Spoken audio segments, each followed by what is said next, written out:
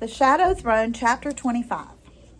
Rodin's defense was set up less than a mile outside the walls of Drilead and was visible from the minute we crossed the ridge. Although the soldiers of Weimar and Carthia were fighting against the soldiers out on the wide fields ahead of me, the roving river far to our right became a sort of perimeter that Rodin had determined could not be crossed by the enemy. Along the entire river, wide wooden canopies had been built to shield his men from incoming arrows, and the earth was dug up into tall mounds that would barricade against any attacks from straight ahead. The river was narrow here, but it was deep, and except for a few temporary bridges, nobody could cross it without going for a swim. That would make it difficult for the enemy to breach the lines, but not impossible. I intended to make it impossible. My purpose was to get inside the castle walls, or better yet, to get a messenger in there. But we had to hurry. So instead of diving into the heat of the battle, Mott and I rode farther to the south, encountering a few men on the outskirts. From what we could see, they were mostly from Mendenwall, but since we were still dressed in civilians, their guard was low, and they did not expect our swords when they came. As we came closer to the lines, however, those same uniforms became our disadvantage. We rode toward a small glen that carried the roving river beneath the castle walls out to the countryside. We were nearly into the glen when, from out of nowhere, a wall of women came running towards us, screaming and yelling to create confusion and distraction. It worked. Several of the women carried wooden poles connected to each other by lengths of fabric about the size of a blanket. Before I could react or change course, the women ran on either side of my horse and Mott's as well. They passed us almost before we saw them coming and used those outstretched blankets to rip us from our saddles. With a hard thud, I landed on my back on the ground while my horse rode away free. Mott had held on better than I did, but the women didn't give in until they had pulled him down near me. Father owned, some younger girls caught our horses and swung into their saddles. Then yet another swarm produced swords, which they pressed against our chests, while others removed our weapons.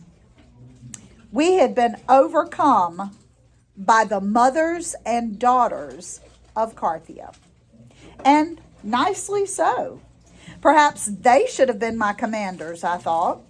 The woman threatening me was tall and simply dressed and held her sword with confidence.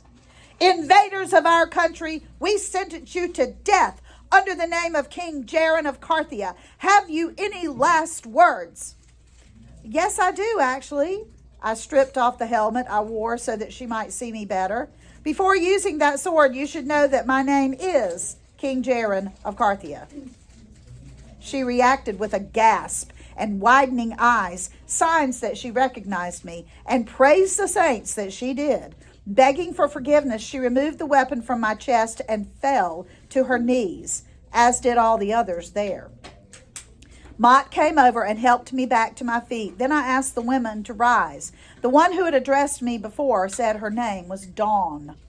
"A name that carries feelings of peace and warmth," I said. "Your parents could not have known all you were capable of when they gave you that name." She smiled back at me. "Few soldiers here know what we're capable of, Your Majesty. But Rodin, the captain of your guard, he trusted us to guard this river. Should any of our people come this way needing to get inside the walls, we bring them in through the passage beneath your castle. But no one else will enter. Forgive us for not recognizing you." "Actually, I'm grateful to have been a part of your demonstration," I said, still rubbing my backside. "Down to my bones, I'm impressed with you." "Thank you, sire." Dawn hesitated and glanced at the other women. "My king, there were rumors about your fate in Avenia. Lord Harlow assured us he had seen you alive. It gave us hope, but it's still a great relief to see you with my own eyes." "It is a great relief to be seen," I said. Then, speaking to all the women and their daughters, I said, "Will any of you volunteer to go up this river and into the castle?" This was the same way I had gone several months earlier to claim the throne, and I visualized it perfectly. Once you're inside, you must tell the people the king requests every ounce of heating oil, animal fat, and pitch in the city. Pitch is like black tar. Upon my signal, they will pour it into the river. Do you understand that strategy? Do oil and water mix? No. So what's going to happen to the oil as it flows down the river? It's going to stay on top, right? Why destroy all of our oils? A woman behind Dawn asked. How will we cook or light our lanterns? We'll eat cold food in the dark if it saves our lives, Dawn said to her. We obey the king. I'll send a signal when I'm ready, I said. A single flaming arrow into the air, straight up. I looked over to the girls, as strong in heart as their mothers, though most were no older than Fink. Who will do this for me? A smaller girl near the outside of the group raised her hand. From the comparison of their faces, I instantly knew this was Dawn's daughter. Confirming that, Dawn walked over and gently brushed a hand across the girl's shoulders, then crouched down to face her. There should not be any danger between us and the walls, Dawn said. Still, you must run fast and don't look back. Once you get inside, tell them you have a message straight from our king. The girl curtsied to me, then set off quickly. I doubted even the wind could catch her. I thanked the women. Then we started back toward our horses, but I heard Dawn calling to us. In each of her hands were leather brigandines marked with the blue and gold colors of Carthia. Mine was a little larger and Mott's a little small, but far better than our thinner Avenian coats. We sewed these ourselves, Dawn said as she fastened mine. They may not be fit for a king, but they're good enough for the proud warriors of Carthia. That's all I ask, I said, happy to finally be rid of the Avenian colors. How can we get behind the lines from here?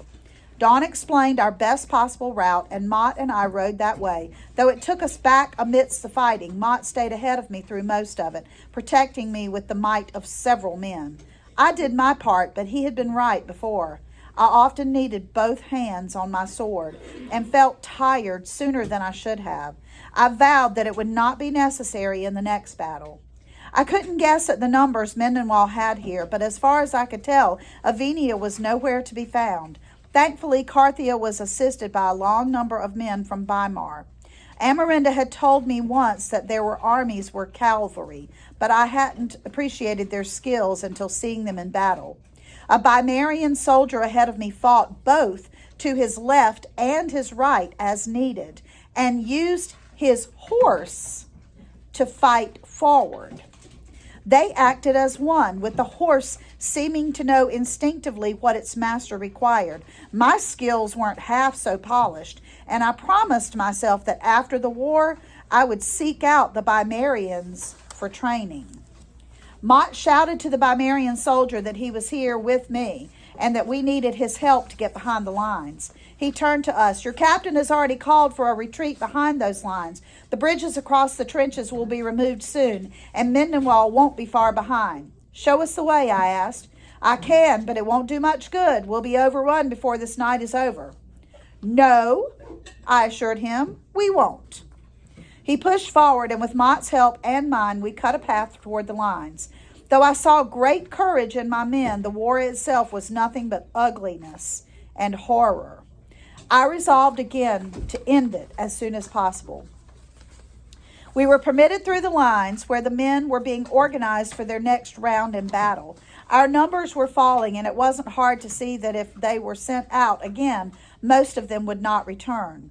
Yet they were calm and focused and ready for whatever might come. Once Mott and I got under the canopies, I was immediately recognized by several of the men. I asked where Roden was, and they said the captain was in the tower at the center of the lines, waiting for the last possible moment to raise the bridges so that as many of our men as possible could get here to safety. What if Mendenwall gets across? I asked one man. The captain says we are to hold this line just as we held the border of Gelen. He's right. I stepped closer to him and asked, how is the captain received by your armies now? The man thought about it a moment, then he said, I would give him my life, Your Majesty. I would have asked more questions, but by then Mott had found us some archers, and we hurried along behind the crowded lines. I relayed my plan along the way, and with wide smiles they told me it wasn't likely to work, but they looked forward to trying it anyway.